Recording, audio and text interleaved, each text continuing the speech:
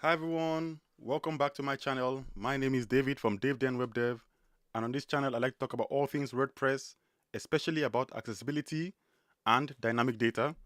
So if you can see me, if you can hear me, please let me know in the comments so that I know it's all good and we can kick on from there. I'm just going to give it a few minutes to see if it's live. Is it live? Okay. I think it's live. Let me know in the comments if it's live. Seem to be getting a bit of a warning about my... Okay. Hello. Thank you for joining in, Jimmy. I'm just checking my settings. I don't know. It's my output is telling me that the network isn't that great. Okay. Thanks for confirming that it's live. So yeah, like the name suggests, in today's video, we're just going to be talking about accessibility, and I'm just going to be sharing my thoughts about accessibility in general, because I know there have been lots of new talks about accessibility recently. I think everybody has been talking about it, especially given that the laws will most likely come into effect from June 2025 in different countries like the EU and some parts of the US and things like that. So people are now more into it. So you can see different content creators in and out of WordPress all talking about accessibility. But today I'm just going to be sharing my own thoughts and why I started into accessibility and just general discussions, basically. Okay, all right. Yeah, so let me see if I prepared any documentation. I hope I prepared something. Let's hope. Okay. Then did I? Okay, yes, I did do something. Okay, so the main question today is, what does accessibility mean to me? That is the burning question. And I think to everybody, accessibility means different things to different people. To some people, accessibility is just about like a checkbox to fill. So they are feeling, oh, we just need to perform, like just fill the quota. So they will say, oh, there's something that everybody talking about accessibility. My company needs to fill the quota, so we just put it there as well. Some people, it's all about when you look at page speed insights or one of those automated tools, they want to get that 100% on the automated tool. They don't really care about the accessibility itself, but just want to get the checkbox to say, okay, yes, I've filled that checkbox. I am accessible. So that's all they care about. Different people, all different opinions. So in today's video, I'm just going to be sharing you what I feel personally. Oh, thank you, Toby, for joining in. So I'm just going to be talking about how I feel personally about accessibility, and I want to hear your own thoughts as well, to know what you feel about accessibility as well. Let me quickly turn something on. I wasn't prepared today. Don't know. I've mixed up a lot of things, but it's good. Pop out. And where is my chat? Okay. So I'm just setting up something on my computer so it works. Copy. Okay. Yeah. So yeah, we'll be going along now. So first is, what does accessibility actually mean? So this is my own definition. Basically, the aim of accessibility is to provide the closest possible equivalent in terms of access to information on the website. Why do I say closest possible equivalent? Because ideally we want to get, like, we want everything to be fully accessible, but in reality, that's just not possible. We cannot get full accessibility. So in this scenario, we're all just trying to get as close as possible to being accessible. Anne, thank you for joining in. I'm glad you're here, so you can answer any questions that may pop up. So like I was saying, the aim of accessibility is to be as close as possible, because consider something. If two people go into a store, one person is blind and the other person can see visually, no matter how much you try to make everybody's experience the same, they will never have the same experience, because I literally cannot see what you are trying to show me. All I can do is feel it and try to imagine it. So all you can do is give me a close enough experience by trying to like maybe have a guide that will be there with me that will try to explain the whole product to me in a nice way that I can understand, but I still will not get the same sensation as somebody who is seeing the product there. So that is the whole idea. Just make it so that everybody is comfortable. So we all have, at least to an extent, everything should be accessible. And I remember these statistics, in case some people say that they don't care about accessibility, that nobody who is disabled is coming to their website. You can see this was taken from Anne's blog, I believe, her white paper. So you can see it says 16 million people in the UK had a disability in 2021, the 2021-2022 financial year. So when you consider 16 million people, that's a lot of people. And out of those people, they will definitely be using your website. So saying that, oh, nobody who has any accessibility challenges is using my website is always false. And this is a kind of guide about accessibility, thereabout, because in terms of when you think about disability, there are so many different disabilities that exist. So in this way, we've now merged everything that affects people who are using websites, because somebody who, let's say, is paraplegic or cannot use his legs, that doesn't directly affect him using a website. So those are not really like directly concerned with this one. So that way they just comprise everything and focus on the ones that are directly affected when using websites. Yeah, exactly. Like Anne just mentioned, whenever someone has a disability, it doesn't usually come like just one. There's always multiple disabilities that come together. Even me, for example, I have multiple, but yeah, that's for another day. Well, yeah, when someone has one, especially when you have like maybe, so let's say you have autism or something, you would also have some learning disability and other things like that combine together. So these things come in pairs, basically. So yeah, talking about the different types, so we can have visual. Whenever we talk about visual, is basically everything that has to do with the eyes, because the eyes is like the first means of communication when you are looking at a website. So if the eyes are impaired, how does it affect you? So that's where this one comes into play. So we have things like full total blindness, low vision. We have the color blindness. We have other visual impairments. There's astigmatism. There's so many different things that affect the eyes. Then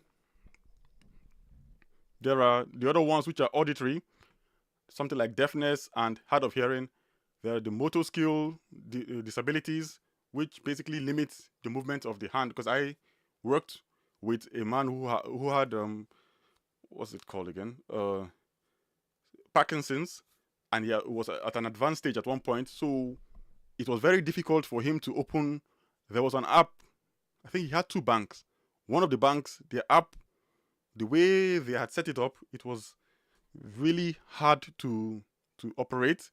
So he always struggled whenever he wanted to use the app, because basically what happens is that you will no longer have so much control over your hands anymore. So when you're trying to click, he will unintentionally, when his hand is shaky a bit, he will unintentionally click on the wrong thing. And there was once he paid somebody a large sum of money just because the target size was so small, and when he was trying to click, he clicked on the wrong, I think it was the wrong name. So we had to call the bank.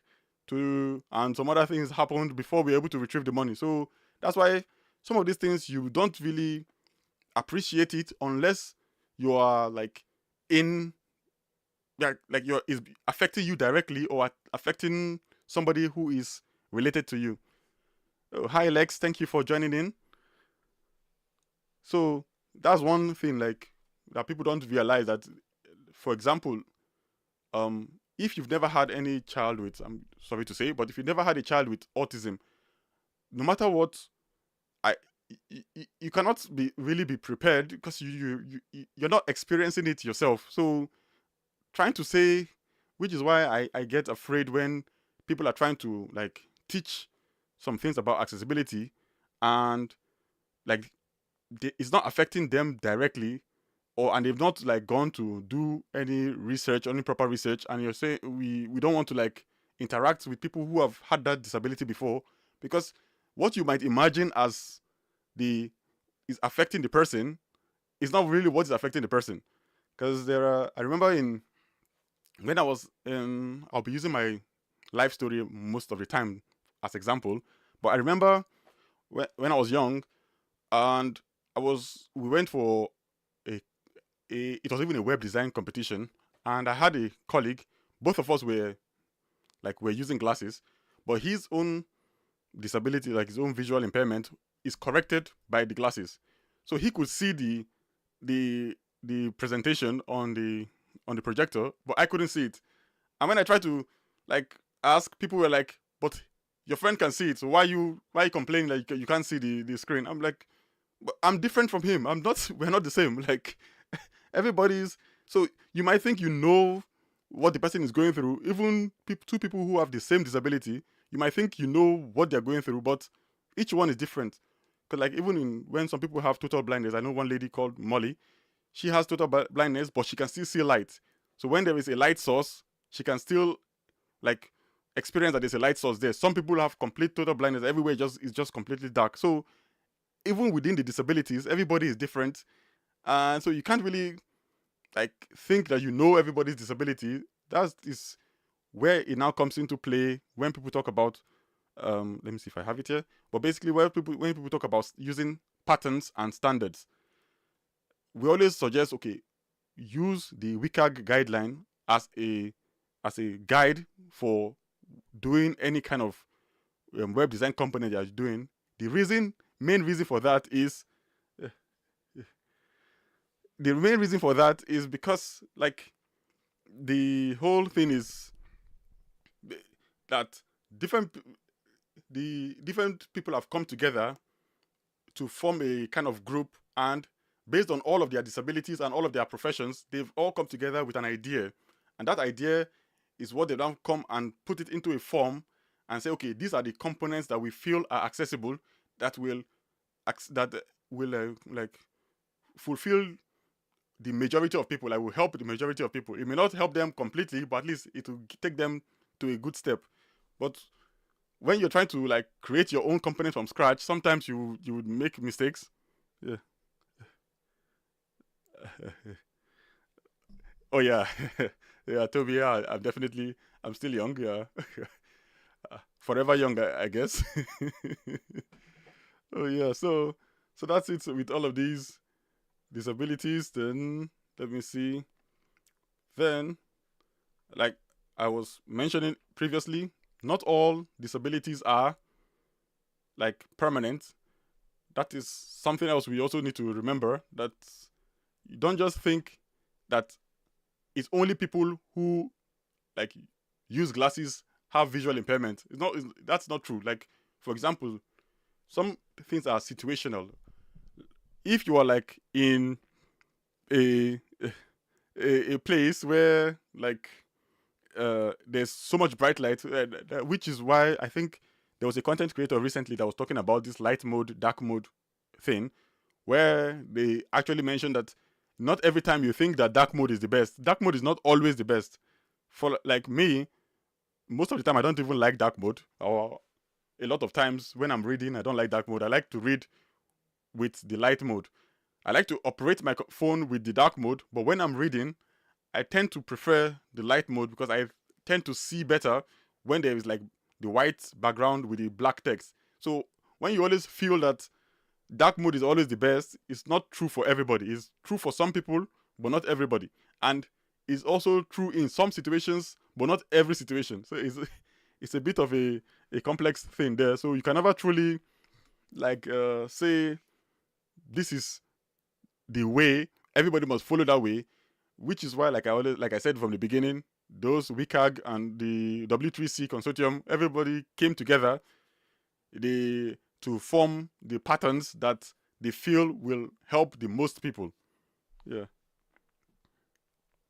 Okay, yeah.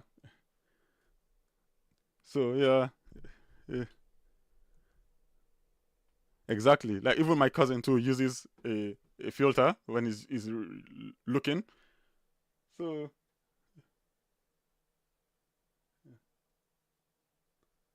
oh, okay, yeah. So, that's another, like Anne just mentioned, because so many people, there are so many things that happen that you might, uh, that's why we need like experts to come and teach us things, because sometimes if you read the law or like read the guidelines, you might read it in a wrong way and you think one thing, whereas it's something completely different in reality.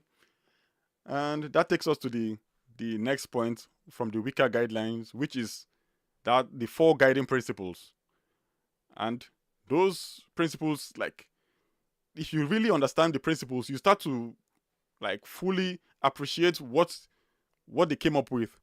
Like, just these 4 principles, if you really get to like sit down and just think about it logically, you start to understand a lot of things. So like the first principle is perceivable, and that's just about people perceiving your component.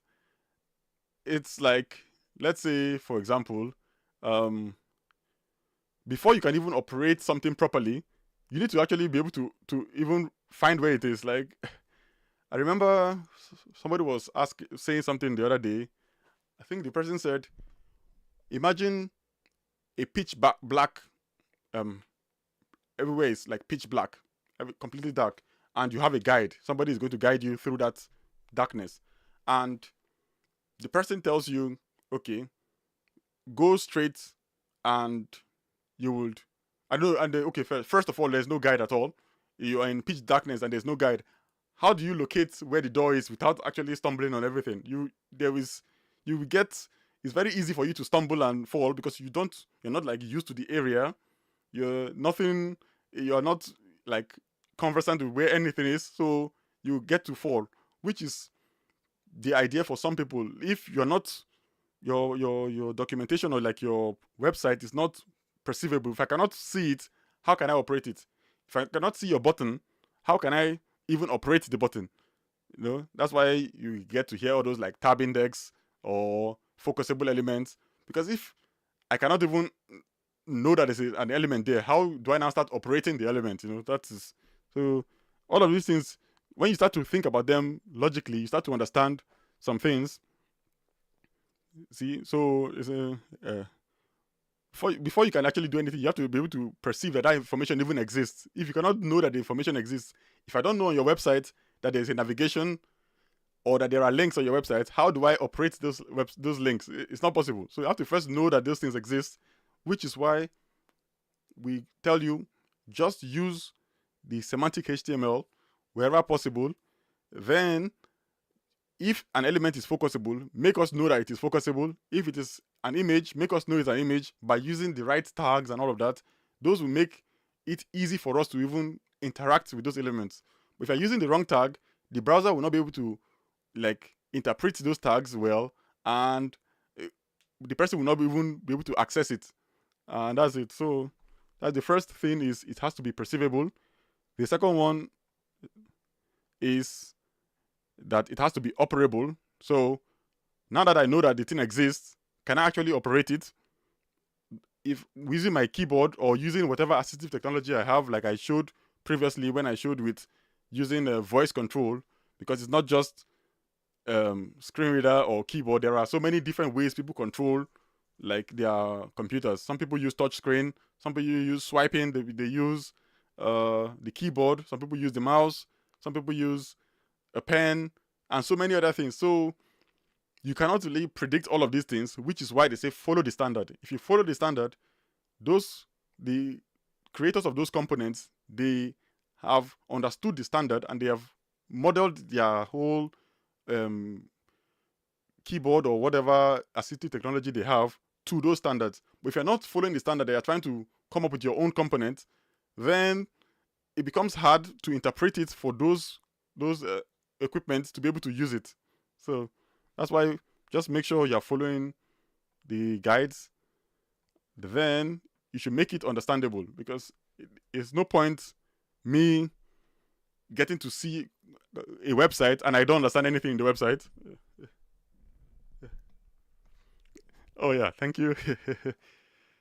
So yeah, if the website, if I can see your website, I can click on it, but I don't understand what is going to happen, which I will show practically now soon, where we'll look at the button, we'll try to understand what is the button going to do. Because if I don't understand what your button is going to do, then I'll be afraid to actually click that button. If I click the button, is it going to open something? Is it going to close something? All of those kind of things, you need to put that in mind as well when you are doing your things. And you need to know, is the interaction, do I understand the interaction? Do I know that I should use my arrow keys, or do I know that I should use my space bar or enter key? How do I know that? Is when you follow the standard. So please, that is, I always keep going back to that. Before you create any component, just like there is the APG guide, there is the US documentation for components, there is the UK version for components. Just look at the guide. First look at it. If you want to use a button, look at how does the button operate, what does the button accept, what kind of name should I give the button, the kind of role, and what everything before you use that component, because those patterns already exist, which is also why I will also encourage people to use templates, like all of those frames and Brixis and all of those templates.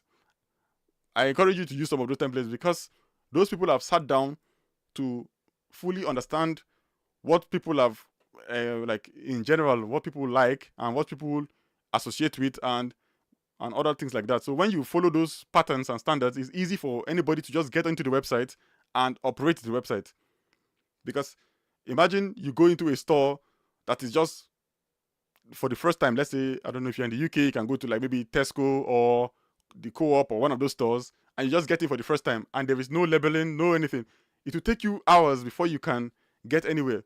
But if they put clearly marked directions, like how they do, they'll put, if you look at the top, they'll always see a banner that tells you maybe this is the grocery aisle, this is the maybe like fresh vegetables, this is for maybe biscuits and things like that. So just looking at those ones give you a general idea of, okay, this whole section is doing one thing, that whole section is doing another thing, and so on. So that's, then they now boil it down into the individual component.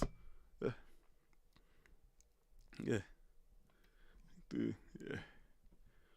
Okay. Yes. I will put some patterns in the description of when I finish the live stream. I think those ones, those people tend to spend more time in their patterns. Yeah. Exactly. Yeah. So yeah, I'll do that. Once the live stream is over, I will try to put some of those, because I don't actually have them on hand. So thanks for reminding me. I'll put that in my notes now. Okay. So yeah, then the other thing that we usually talk about is robust, which is that your whole web, everything you're creating, it should not just only be for one set of components. Let's say it only works with a keyboard, but it doesn't work with a screen reader, or it only works with a screen reader, but it doesn't work with a mouse, something like that. Where, because I know some people try to do all these kind of hidden techniques where if you use a screen reader to operate the website, you'll be able to access some things which you would not access normally with a mouse. That is not fair.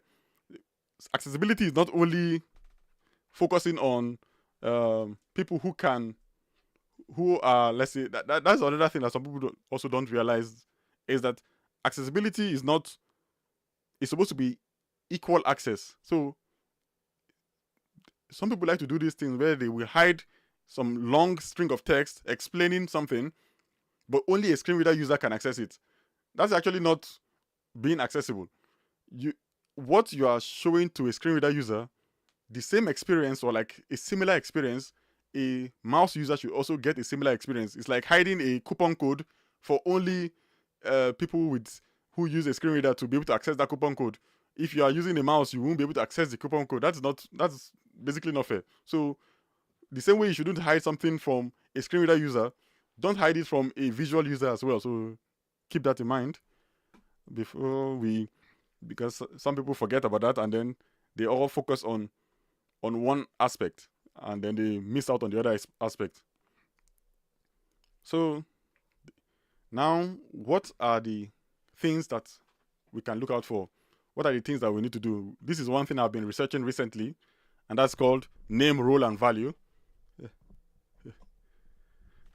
Yeah, exactly. What I'm saying, that you need to make your websites as accessible as possible. Yeah, so make it as accessible as possible. And if you can understand these three key concepts, which is name, role, and value, it will really help you out a lot. Because that is the trouble with so many things in web design right now, is that they are misusing these three things: the name, the role, and the value of every element. They misuse them and pick the wrong element for the wrong thing, or write the wrong name for the wrong thing, or use the wrong role, or the wrong label or value for the wrong thing, and everything just collapses, basically. So, but the first thing we now need to think about when we are building websites is our content structure. And that's just, remember how I said when you go into somewhere like Tesco or any big store where they know that they have too many information, they try to break it down into chunks so that you can easily understand. So they give you a guide at the when you're just entering into the store. There will be somebody like a receptionist or like a security person, somebody there that you can easily ask, and he can direct you to a place. That's the same way we have with like your skip to content links and your like navigation. Somebody that can quickly take you to some places. Then we also have the different like aisles. They will have some kind of name that will help you to name each aisle, so you know exactly what you're getting there, which is kind of like heading structures. Each section has like a heading and things like that. So that's why if you look at this thing, it's the same way in real life. Web accessibility is the same as accessibility in real life. So make sure that you have those proper structure, like the header, the main, the footer. You're using these semantic tags, and not just using them, understanding when to use them. Because there's one component I just saw recently, and the person used header and footer, but it's creating a problem, which we'll explore today as well. But yeah, make sure that you are putting the main structure. What happens are these ones, they should be direct children of the body. So don't put the header and then put a main inside the header. That breaks the whole thing. The main will no longer become a main. The main has to be direct child of the body or of a div, but it should not be a child of any other landmark region. So you cannot, if you put a footer into the article, that footer is no longer a landmark region. It's no longer a page structure. It's more of a section structure. So there are two things. You can put a footer in an article, but that footer is no longer the footer for the page. It becomes the footer for the article. Same thing with an aside. If you put an aside inside an article, it becomes the aside of the article, not the aside of the page.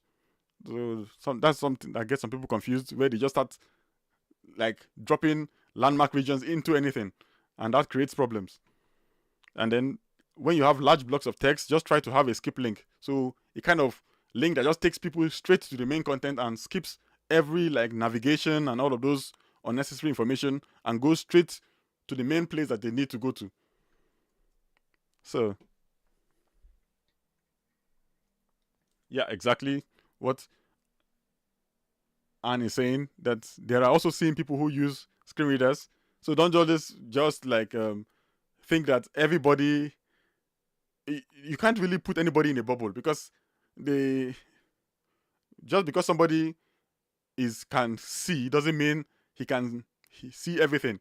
Just because somebody is blind doesn't mean he cannot operate anything. So like, don't put anybody in a bubble. Try to like make everything generalistic. Make it general, so that whatever implementation you're doing, it affects the whole and not just singling out one person.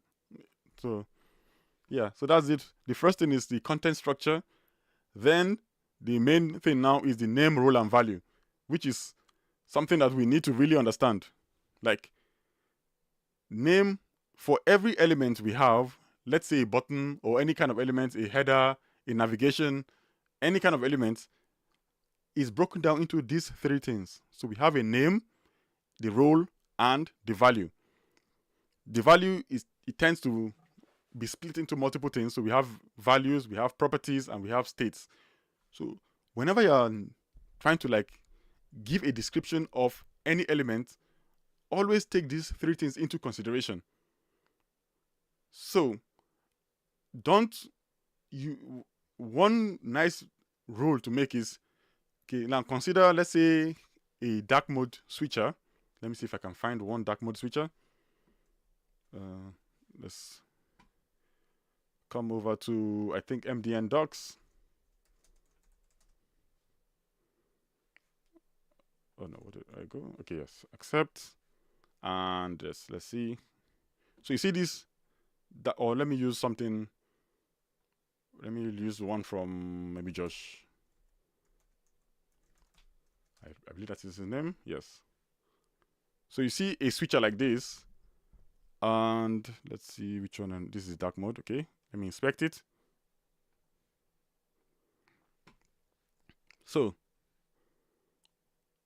for the element now, what you will notice here is, let's try to look at it logically. Now look at this element. It says activate dark mode button.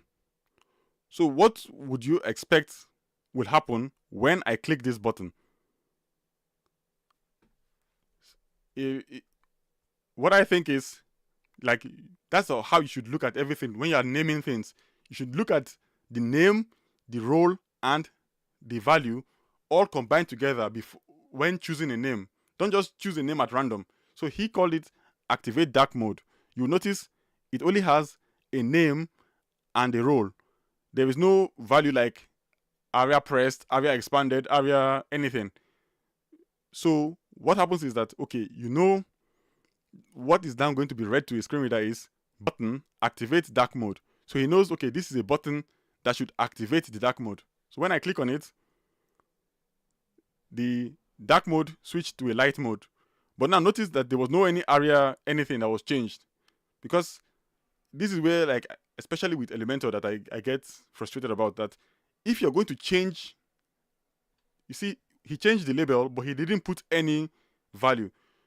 The reason is that if you're going to change a label and you change a value with the label, so let's say you put like area expanded or area anything, and you say, so let me try to think about it in a nicer way. So let's say I put something like button. Let me see. How do I name it? Okay. Dark mode button. Okay, so I put the name as dark mode. I put the role as button, and I put an area information like area pressed. So the way to be read to a screen reader is dark mode button not pressed. If I now click on that button, it will now tell me, and the way Elementor sometimes does is that they will now change the name to like light mode, and it will change the area to pressed. So it will now become dark mode not pressed will now be changed to light mode button pressed. And the person is like, so what does that actually mean? Does that mean I pressed light mode, or does that mean I pressed the dark mode? Like, where am I? So it starts to get confusing, which is why some people, if they don't want to use aria, they change the name, which is the visual text, but then they don't put any area information at all. So that it now is the name that basically acts as both the name and the role. the name and the value. Ideally, we don't want to do that. Ideally, we want to put the name should be constant and the role should be constant, and then we only change the value. For example, let's say a checkbox. Let's say you have a checkbox in the form and it says gender, or maybe let's say something less offensive. Let's say, are you married or something like that? Yeah. So let's say the label of a form is, are you married? And then we have two radio buttons. One says yes, one says no. So how it will be read to a screen reader is, are you married? Then it will tell you radio button, and then it will tell them no. So imagine if I now change that no to yes, and I also change the are you married to are you not married at the same time. It now becomes, are you not married? Yes. And the person gets confused, like, okay, what does that mean? Does that mean am I married or not married? And things like that. Then it gets a little confusing, which is why you always take those three into consideration: the name, the role, and the value. Make sure that once the person reads it as a full line, it makes sense. So if you're going to be using any kind of like value, like any area value, like let's say like I say in this case, the radio button, try not to put the value into the name. So don't say, yes, I am married, as the name or the label of the thing, and then put maybe radio button and then put yes or no. It now becomes ambiguous. The person will say, here's yes, I am married, radio button, then he hears the value yes or no. It starts to get. I will try to explain it in using a real life example now if I can find it. But that's what just came to my mind, which that a lot of people get wrong is in the naming structure. So the way you name role and value is very important, and try to make it not ambiguous. Make it easy to understand when somebody reads it as a single line. So let's say like, I don't know, I think this one they use the checkbox. Let's see. Okay, so let's try with this one. So the static text now is theme, okay? So theme button, and does it show any expand? Okay, yeah, so let me go ahead and see how they did it, because I didn't actually test it out. I was just looking at. So this is a button, and then it tells us, okay, it has pop-up. Okay, let me look for something, a simpler one to explain it. Let me see, which other dark mode switcher do we know that is easy to, that uses a switch? I don't have it on this website, but yeah, so that is, let's just keep going. So that is basically how to explain it, that when you're naming things, name them according to their function, so their end result. So let's say you have a button that goes to the home page. You name it, where is the end result of that button? A link that goes to the home page. You start with, okay, what is the role? The role is that it's a link that takes you somewhere. So you use something that goes along with that role, which is an A tag. So you've made it an A tag, so we know it's going to be a link that takes you somewhere. Okay, so where is it taking us? You now give it a name. It's taking us to the home page. So you put the name as home page. So we know that it's a link that takes us to the home page. We don't need to put any area pressed or area, because those things just try to tell us, okay, what happens when we click. It tries to just make you understand what happens when you click. So in some cases, you don't need to put any area, anything. It's only when it is the name and the value, the name and the role don't explain what happens properly, then you put the area. So let's say, I think one good one to use is, let me see if I did that on this website. Okay, the toggle button. Yeah, so did I name it? Let me see the information. Okay, so this is just me personally talking about this, right? So what I see a lot of people do for buttons is that, let's say this button that toggles the mobile menu, they will now write something like maybe open menu or like toggle menu or something like that, and it now has a role equal to button, and finally it has that expanded. So sometimes it becomes ambiguous because the person starts to, how it will be read is toggle menu button, then it will say not expanded or something like that. Oh, thank you. I've been staring at the wrong thing. Yeah, so let's start again. So let's see something like let me try and use one website that has a toggle menu.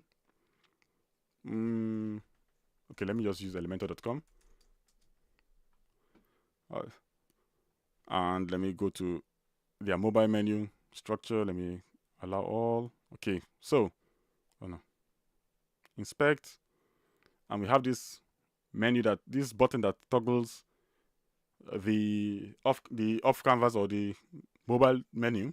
And let me go and inspect it. And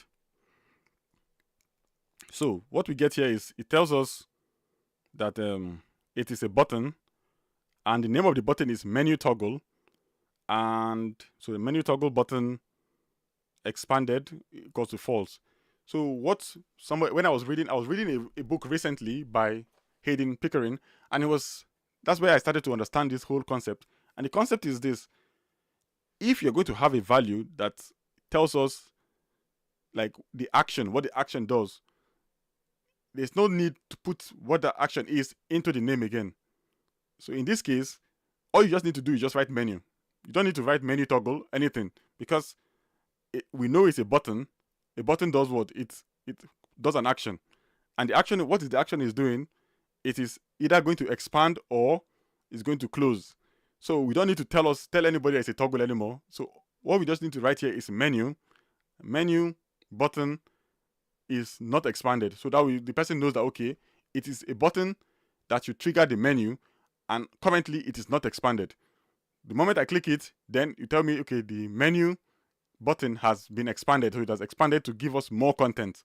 So the same thing with the switcher. If for example, the name itself, if you have not added any like area expanded here, then what you would do is the text itself will now say something like open menu.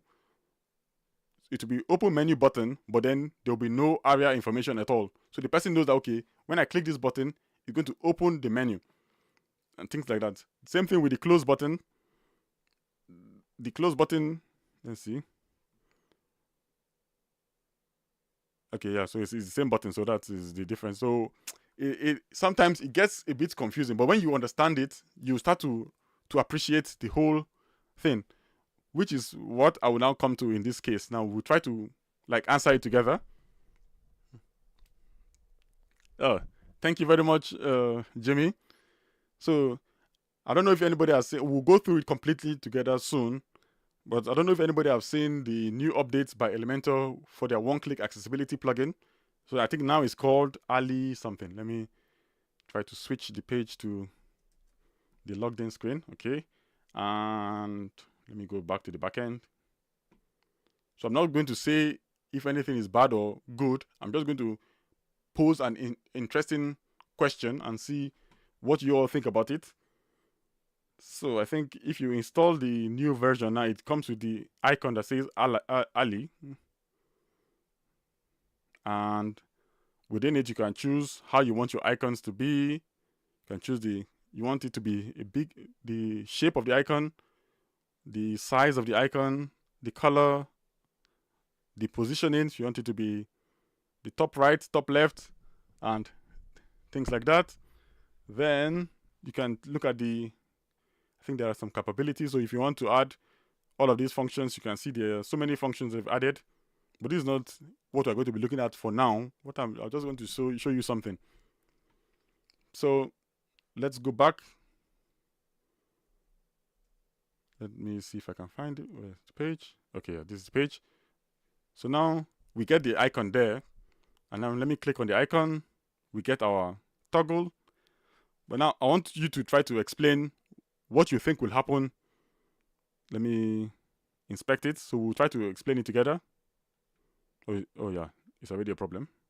This is one of the problems that I don't really like using, what's it called, using all of these floating buttons. You see what happened now when I try to inspect it.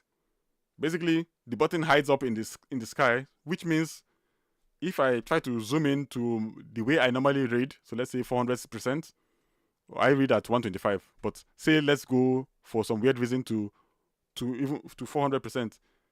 Let's say 400. You see that the whole thing is just like the toggle. But let me just go to somewhere more reasonable, like 200%. So even on 200% now, I can't access the top of this whole item anymore because they're using fixed positioning and the size is fixed. So let's see, there's no way to scroll up or down. So for somebody who is not conversant with zooming in and out of his screen, maybe he has set it up that his screen should always be 200%. That means this is just going to not work for him, because if I try to open it again, you see, it's hidden in the skies or somewhere. I don't know where it is, but it's hidden somewhere. Which is why I always say, that's why if you had watched my previous video, I had said that if possible, they should just make it the way all these other websites do it. Just let it be in the header. All of these floating icons and fixed things, they tend to break at some certain scenarios, and that causes problem. Yeah, so creating is already creating a problem, but that's not the focus today. Hopefully, let me just try to go back to 100%, and maybe I'll have to move the inspect to the left or something so that I can see it. So let's see, right? Okay. Yeah, so I guess we can still see it like this. Okay. So this is the main thing I want to now point out. So this says bigger line height, right? So if I click on it, watch what happens. It changes the name to line height 1.3x. So now let me go ahead and inspect this, and we'll try to understand it ourselves and see what does it mean. So come to the button. Okay, so this is the button, and wait. Okay, this is the button. Sorry, this is the button. So now the button says line height 1.3x button. Focus. What is it? Atomic false. What does this mean? Where is the? Okay. I think I saw something. Initially, when I was listening to it with a screen reader, I was trying to piece together something which sounds a bit. So yeah, okay, yeah. So the way it was reading to a screen reader, this is how it read. It reads. So it read like this. Maybe depending on which screen reader you're using, to say something like line height 1.3x button not pressed. So imagine you hear that thing. Just imagine it in a normal scenario. I tell you, line height 1.3x not pressed. Oh, sorry, line height 1.3x button not pressed. So what would you think will happen when I press the button?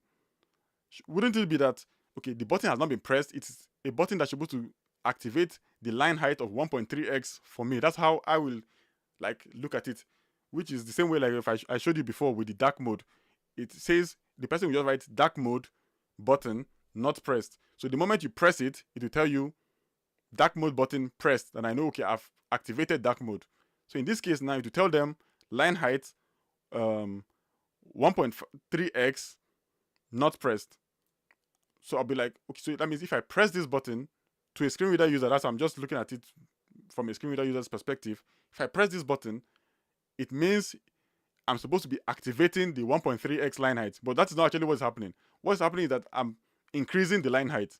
So I think there should be something different there. I don't know what's the best way to do it, because I've never really seen a button that does 4 controls at the same time, because it's the same button. So for that one, I'm not sure, but let me try to read the comments. Yeah, so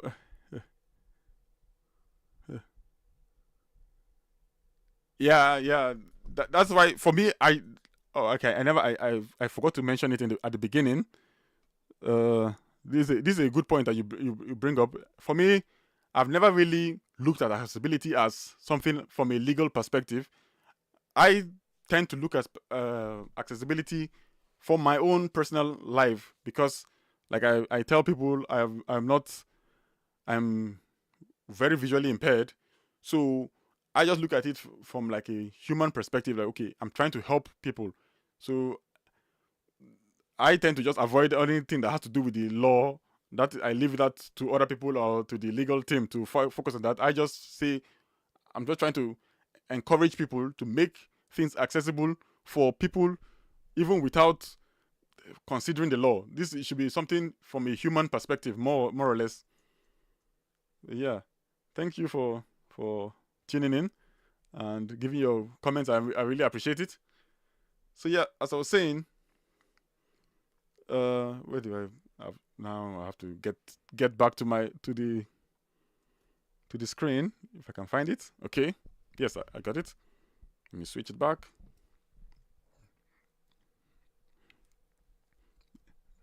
Yeah, so yeah, this is and the other idea is that there is, let me see, there is one thing that people also like forget, is that when you do, which is what I was telling them even with their normal off canvas widget, and that is the fact that when they're using a dialog for this element. Once a pop-up is opened, ideally it's the pop-up we want to be able to scroll through, not the background, which is what caused that problem in the first place, where I could not get to the top. Because if, let's say, as I had zoomed to 200%, right, and I was able to scroll on the actual element, then I would have been able to still get to the top.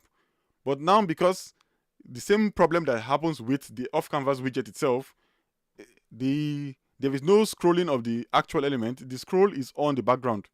The background is not supposed to scroll when you have a dialog or an off canvas or a pop-up open, because we are not allowed to interact with the background when the pop-up is opened. So ideally, it's supposed to freeze the background and allow us to scroll through the actual element itself. So, but now you see I can still scroll through the background, which is causing problems. Yeah, that is that. But yeah, coming to this element, which is what when I was reading that Hayden Pickering's, I think he called it inclusive design. The whole idea is, when you're trying to name things, name them based on what is going to happen next.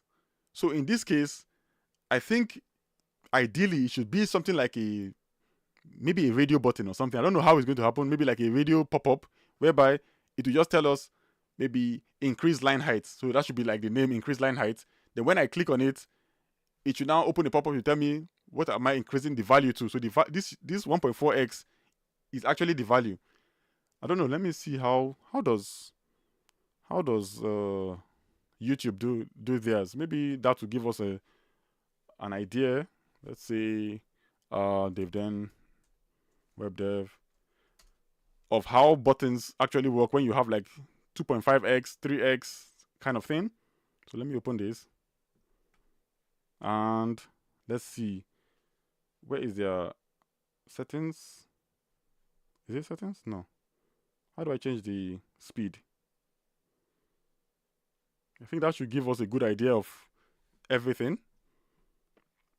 Let me open it on my own website. So on my own browser, I think that one should have. And let's see. Yeah, this is my actual YouTube. Mostly I watch chess, a lot of chess. So you will see chess a lot. And let's go to this website, this one. And let me see, does it allow me to change? Okay, where is the speed? Quality. Let's just, and then let me see if I can inspect it. So inspect. Let's get to it. Settings and see. Okay, playback speed. Let me see. How do they? Okay, they use so you see, that's what one thing I've noticed, that you see, is always the value. They don't really mess with the name itself, that the name changes to 2.5x, 5x, because if you are changing the name, it gets a bit ambiguous. When I click the button, what is it supposed to do? See, in this case, it's just settings. In that case, it's just subtitle. This is the name, and then the value itself is when we now enter it, we now see the different values we can choose and so on, which is what I've been saying, that from their own from this whole thing, that I don't really know the best solution to this. But if I was building it myself, I'm not that good, but if I was building it myself, I would say this thing should be more like something that maybe opens a pop-up or something that shows me the different sizes. So all I would say is increase line height or something like that, or line height button. So when I click on it, it now opens a pop-up that tells me, okay, maybe a select field where I can now select, do I want 1.5, 2, or any value. But that's just my opinion. I don't know. I'm not too sure, because I was trying to. I'm even going to ask the question in the WP accessibility group soon, so that I know exactly how this will operate normally. Let me see. Can I switch back? This is always my problem. Trying to find out which screen I was looking at. Was it the screen? Okay, yes. Wait, it was this screen. Yeah. Before we continue, let me just do some basic plugs for people that I know and I like their content. So first one is that I think this evening, let me open a new tab and then search for, I believe it's Equalize Digital. In case you want to see somebody doing a live remediation. Okay, she hasn't set it up. I thought you had set it up. Well, basically this evening, UK time. I can't remember the time. I would leave it in the description so you can check it out after. They will be doing a live remediation. She does it every Thursday, so you can see how somebody who is certified to do remediation works. So this is not actually the way she does it in real life, but at least this just gives you an understanding of how you might want to go through remediation. Then my good friend Mark, or we don't really know each other directly, but at least I follow his channel. So Mark will be doing a live stream accessibility audit as well tomorrow. In the UK, it will be at 3 p.m. Friday. I'll be tuning in there, so you can go ahead and tune in and see how he's going to attempt to do a live remediation of different government websites, which I should say, I believe there was a recent talk where the person did say you shouldn't really trust the government websites. A lot of the government websites don't really follow accessibility, except I think the federal websites tend to follow accessibility, but most of those other small ones, they still are still not. I'm not too sure, but I know in the UK, the gov.uk website is really, really good in terms of accessibility. I don't know of the other smaller websites. Those ones I'm not too sure. But yeah, so for me, like I said, the accessibility, the moment you understand that name role value, it opens up your mindset to know exactly what I'm doing. Does it really make sense? Is it really helping out, or is it causing more problem? And the other thing you should always remember is the visual text and whatever you're trying to announce to a screen reader user should be similar. Don't say the visual text is something like click here, but what you're announcing to a screen reader is something like join us now for another episode of something, something, something. Because somebody is seeing it visually. When he listens to it to the screen reader, he doesn't even hear any sound that relates to click here. He's now wondering, okay, how does click here relate to join us tomorrow? And that also affects somebody who uses a voice activation, what's it called? Accessibility tool. Because when you're using voice control, the first thing you would try to do is announce what you're seeing visually. If the visual text and the area label or whatever label you're using to label the elements do not coincide, then it becomes harder for the person to access it.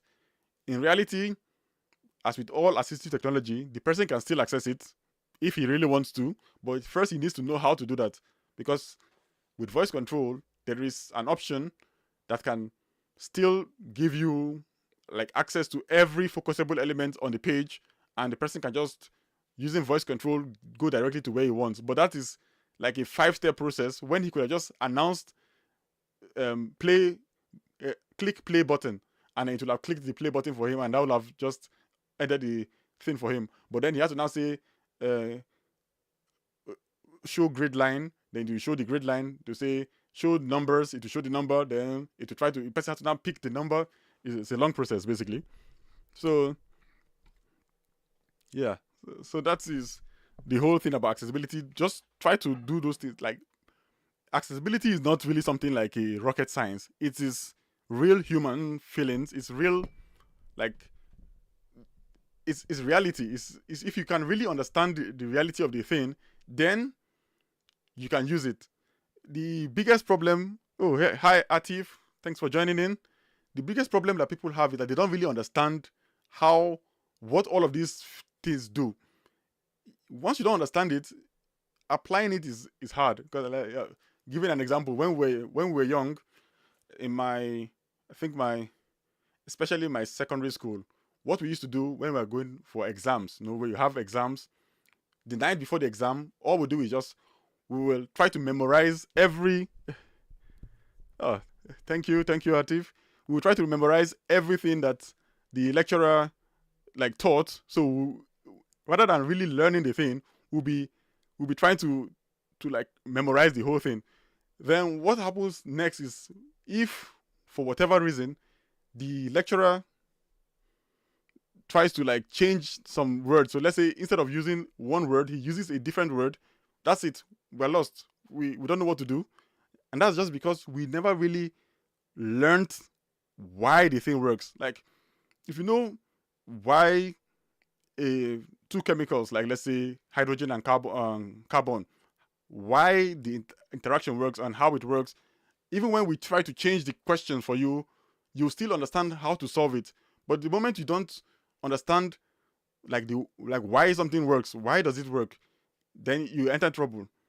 Which, going back again, there was a video recently by, I think, last year, by Josh Cormier, I don't know how to pronounce his name, Josh, and he was giving a talk during one of those CSS conferences, and he said when he was young, when he was starting out with CSS and everything, he too was just doing that same thing. He just uses it, the CSS, as long as the CSS works, he was okay with it. But then he realized that 1 month later, that's it, he has forgotten how that CSS worked. He has to now go back again and start looking for where he found the documentation for CSS and everything. But then he started to try to find out, okay, why is this CSS doing what it is doing? Not just how does it work, but why is it doing that? So he looked at an image. I don't know if you've ever noticed it. When you have an image, like if you are using Elementor, you have that Elementor image box, and you make it to be like the image left and the text on the right, you will notice that if you put a background color, there will be like a small white space at the bottom of the image. And if you go and put it on ChatGPT or somewhere, all it will tell you is use the CSS line height 0 to remove it. But it doesn't really explain to you why that space was there. What created that space between the image and the baseline? But if you now go in depth and try to research it and understand it for yourself, then you will know why it was there, and you can always solve it, because there are 5 different ways to solve the problem depending on your situation. So I might come here today and tell you this is how to solve it, but then if you're in a separate situation that is slightly different, then all hell breaks loose, because you didn't really understand why I chose that answer. If you had really understood it, then you can always modify your answer to solve the next problem, and then the next problem, and the next problem. I'm just saying this, but in reality, sometimes it's not as easy as it sounds. So, but yeah, like I said, this is one of them. Yeah. Yeah. Oh yeah, okay. I'm just reading the comments now. Yeah, so I think this is going to be my own opinion, like just my personal opinion. So I think the whole idea is, you know, how we have with climate change and we have with all of these movements. So I'm not going to mention the movements, but all of the movements we have in the world, most times people don't take it seriously unless you like impose something on it, unless you like make it give us the worst case scenario. Otherwise, people will not take it seriously. So that is why most of the time we try our best to like over like punish people, or we like try to like come up with high punishment standards in order to make people to comply. Otherwise, they will not comply. So that's happened, like you see with the climate change and everything. They try to overestimate everything so that when people can like change, then it will save us in the long run. That's what I feel personally. But yeah, so exactly, yeah. So uh, happened that, like she said, because we take it as oh yeah, somebody's at the door. So we take it as like we are. If you try to say okay, let's work based on love, it can take us far, but most times most people will not really care unless you put, because there are two ways you can make somebody comply with something. You either make the person to love that thing passionately, or you make the person fear that thing. If the person has one of those two emotions, it's easy for him to comply. So that's why many people do all those things where they either use love or they use fear. When you can use one of those two emotions, it tends to be very effective. Ideally, we should use love, but love doesn't always work sometimes. So that's why they use fear. So yeah. So if you have any questions, please do let me know in the comments. Let's tackle the questions together and we'll see together. But basically, this is all. I just wanted to just share my thoughts and share my experiences. One of the experiences I had too as well when I was younger is the fact that people didn't really like they didn't really understand my own disability, because in my secondary school we were only two people who had the high myopia slash other eye defects. So nobody really understood us because they could see every other person. They wear their glasses and they have their 20/20 vision. But the rest of us, we are wearing very thick glasses, but yet we're not seeing. Like, so they feel like we are lying. A lot of my teachers thought I was lying. Many times there was once I got into a lot of trouble because a lot of times, instead of like trying to explain to the teacher like my problem, I would rebel and just not do what he says. So many times I've been in class where the teacher just comes and says, like, David, look at that question on the board and answer the question. I know I cannot see the board. I cannot see what he wrote on the board, but I don't want to, like, I felt ashamed to like tell people I cannot see what's written on the board. So all I'll just do is say either I say I don't know the answer, or I'll just do something that will make the teacher get annoyed and punish me. But I would not look at that board because I couldn't see what was written on the board. And there was back then because I grew up in Nigeria. Back then there was no really any like accommodation for people with disabilities. So they just grouped all of us together because I'm not totally blind and I'm not 20/20 vision. So I'm just in between. Me and was two of us in the whole school that had the problem. So me and her were the same year, I think, yeah. So they were only just like lumping us together, and it was a very difficult process because they don't agree that you cannot see the board. You cannot see. Even all through my university, we had the same problem until my final year. That's when the lecturers started to use more of technology. So they were giving us ebooks to go and read. They were giving us other alternative means to get the same information, which is something they also tell us in web design as well. So everything that happens in reality, we can apply it to web design. Whenever you're producing any content, always try to have like multiple like alternatives. Don't just give people only one option. Because, for example, somebody who is like either some learning disabilities or is dyslexic or something, sometimes some of them prefer to just have pictures. So those pictures should explain what is going on the page. Other people, they tend to read, like one of my friends, he prefers to read. He likes long reading text. So for those ones too, you can give him text to read. He doesn't like picture-based information. He likes text-based information. So in order to satisfy both areas, you can try to put the information in both text form and the picture form, so that whatever the person fancies, he can access it the same way.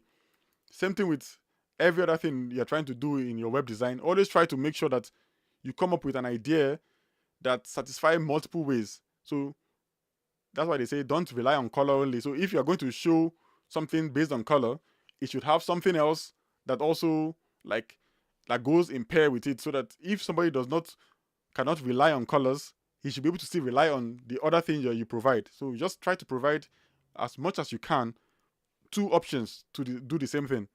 So even if you have like links at the top of the page, you can provide links at the footer as well that takes you to some pages, so that in case the person cannot access the links at the top of the page, he can access some links at the bottom.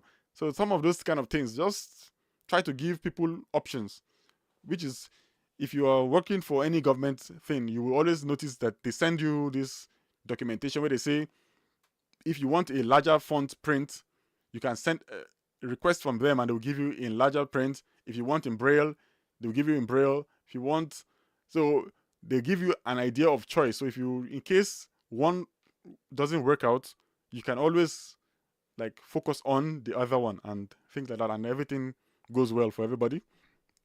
But yeah, so that is basically it.